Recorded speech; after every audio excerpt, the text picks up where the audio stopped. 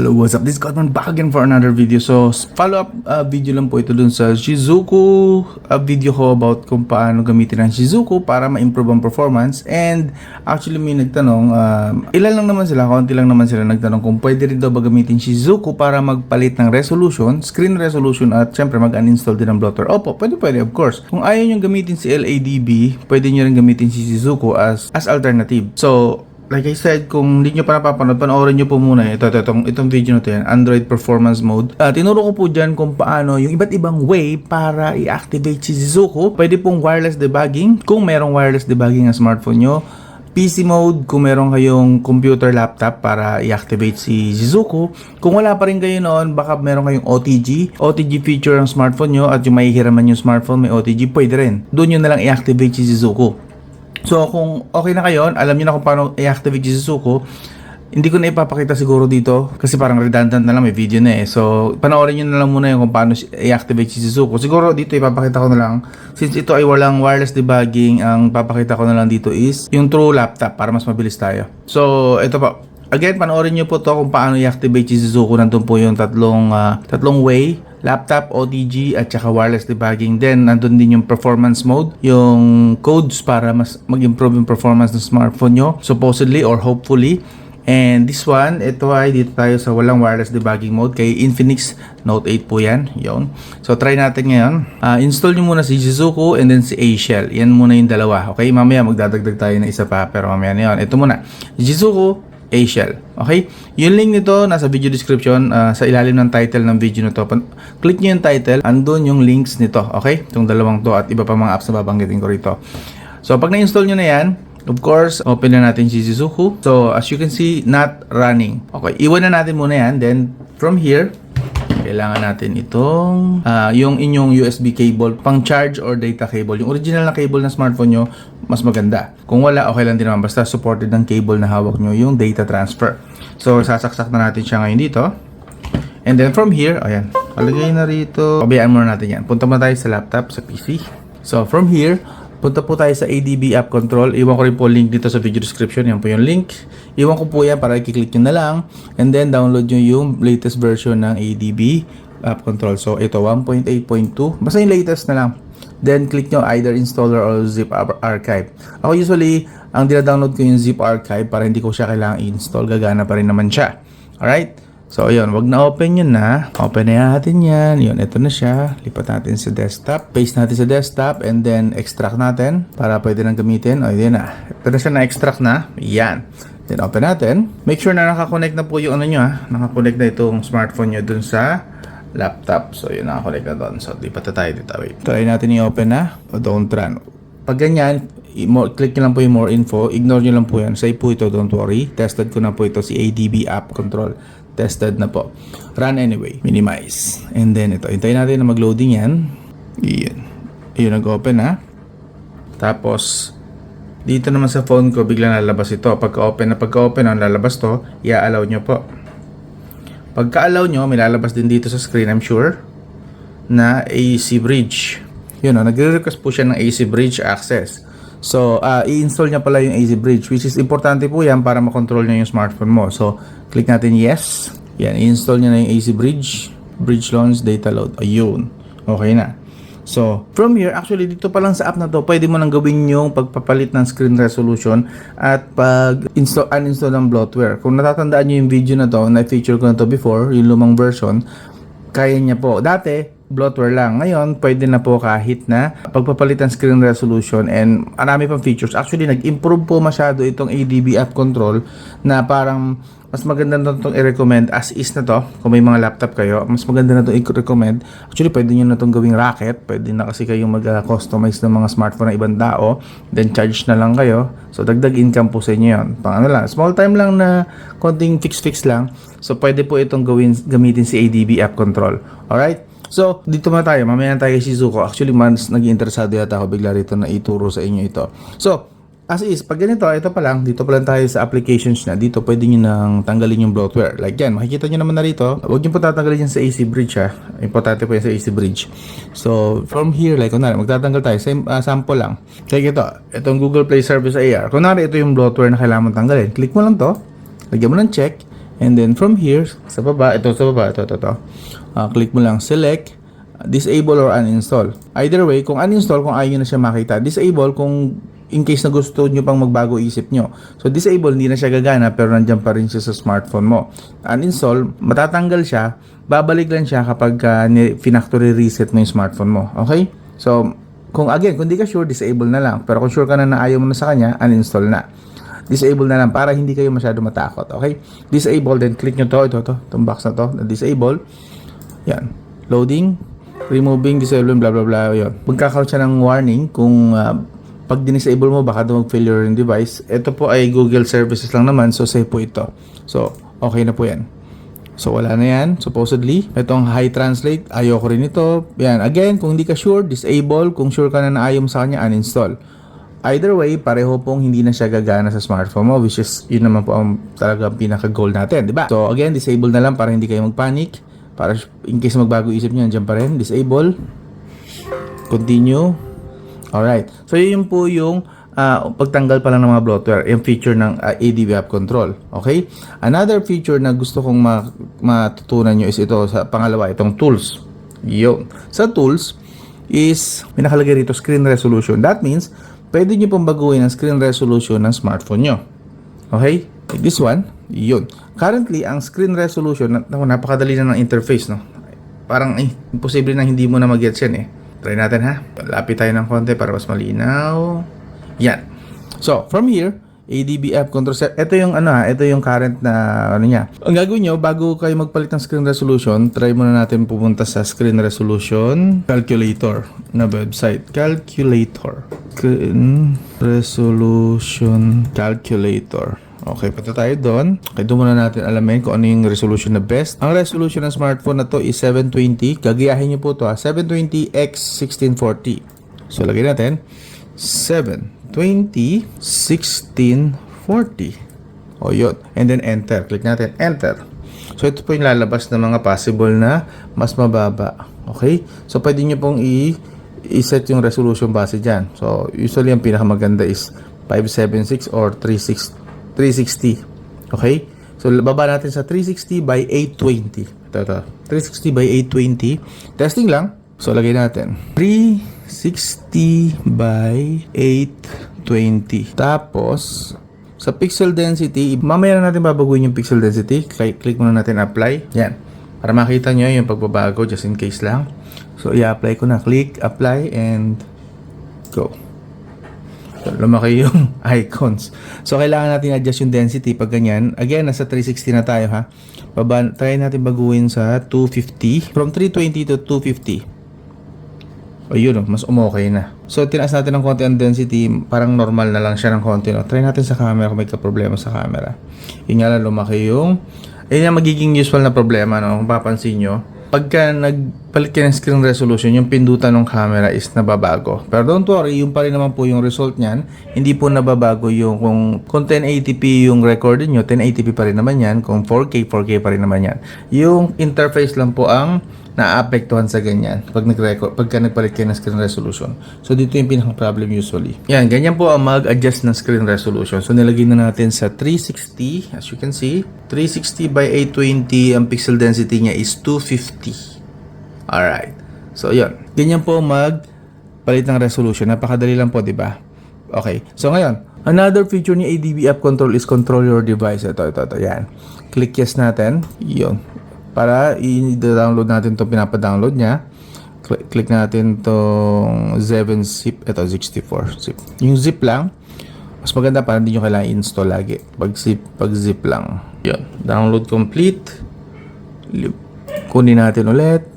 Cut. Dali natin sa desktop. Paste. Punta tayo sa desktop. Ito yung zip file. Click natin yung zip file. Has been successfully installed. Okay. So, pwede natin kontrolin yung device. Try natin. Click natin to ulit. Ito. Yo. So, pansin nyo, ayan yung device. Diba? Astig. So, pwede na kayong dito, magpipindot gamit yung smartphone nyo. Dito nyo na kontrolin. So, pansin nyo. See? Pwede natin kontrolin dito. Another feature po yan. Baka may purpose kayo kung bakit nyo gagawin yan. Hindi ko alam. Depende po yan sa situation.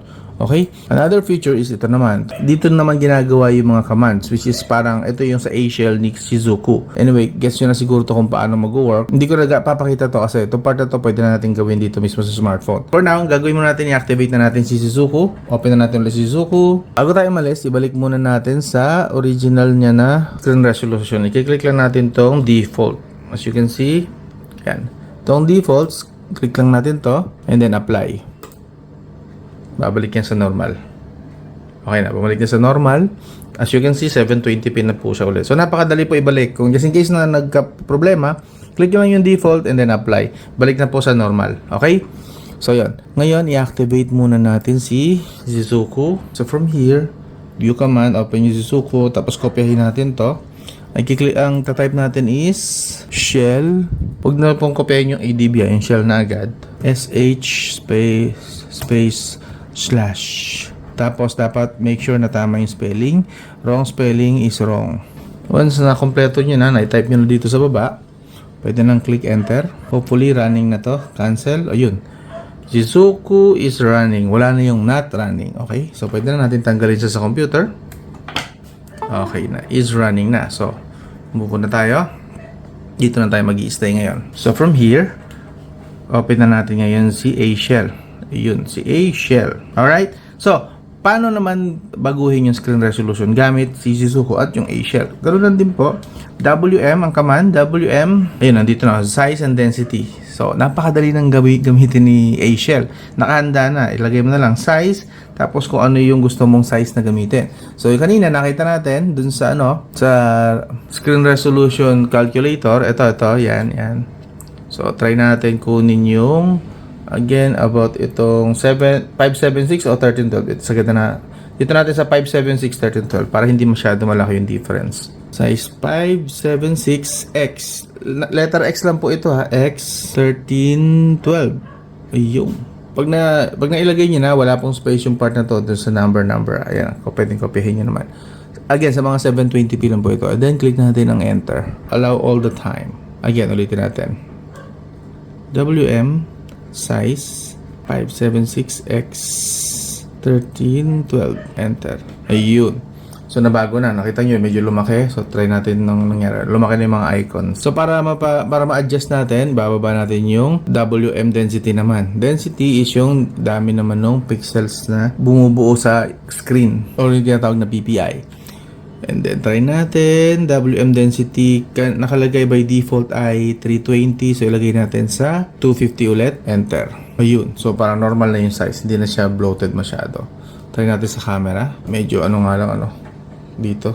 Try natin i-clear data yung camera, baka ma-fix. Clear data, storage, clear storage.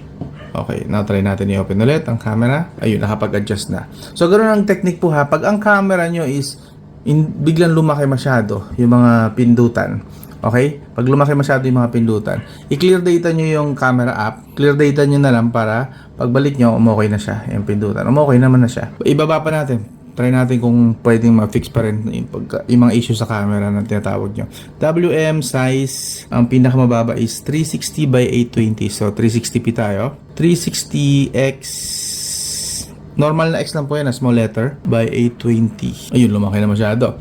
Ngayon, wag muna tayong umalis dyan. WM density naman, ibababa natin yung density ng konti. Lagay natin sa 280. Enter. Yun. Kulang. Dagdag natin. Lagay natin sa 250. WM density 230. Yan, 230 na lang. Nag-error, hindi niya kaya. Yung ganun kababa. Try natin WM density 250 na nga lang. Enter. Hindi niya kaya pag mababa. Yun lang problema. So, yun lang. 280 lang yung pinakamababa niya rito. And then, try natin sa camera. I'm sure lalaki nito. Yan. Ang laki, diba? So, ang gagawin nyo, clear data nyo po yung camera. Storage, clear storage, and then, try natin i-open ang camera. Okay, medyo nag-adjust lang ng bahagya, pero hindi pa rin umokay. Another one. Try natin. Storage, clear data, tanggal. Try natin i-open ulit yung camera. Malaki talaga. So, pag masyado nang mababa, like yun nga, 360 by 820, hindi na, mahirap na i-adjust yung ng camera. So, kailangan, maganda, pinaka-safe talaga is, kapag magbababa kayo ng screen resolution, 1 notch lang. Okay? Pag binaba nyo ng 2 notch, yung 360p, hindi na kaya ng camera. Talagang nagaano yung mga pindutan niya. So, the best is yung 1 na lang. 1 notch lang pababa. So, 720p, binaba ko lang sa 576p. Mas okay po doon. So, try natin doon sa part na yon. WM size, 576. Balik natin sa 576x 1312. Sa mga nagtatanong, ba't kailangan gawin ito? Hindi naman siya kailangan actually. Pero makakatulong po kasi siya para mas tipid sa battery, tsaka mas hindi na-stress masyado yung GPU at chipset kasi nga mas mababa na yung screen resolution na kailangan niyang i-display. So, tapos ilagay natin naman yung okay na pala yan. Lumiit na. Since lumiit na, masyado maliit. Baguhin natin yung density. WM density, set natin sa 250. Ayun.